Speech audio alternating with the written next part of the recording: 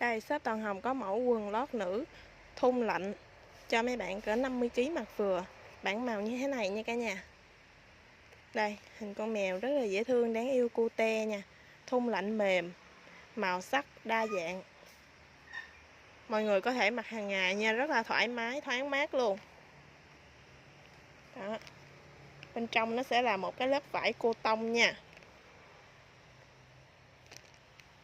Thun lạnh mềm, hàng Việt Nam chất lượng cao. Đây là sản phẩm mới của shop em nha cả nhà.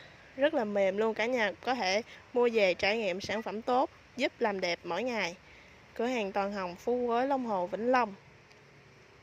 Cảm ơn mọi người đã quan tâm và có niềm tin vào sản phẩm của shop em. Đấy.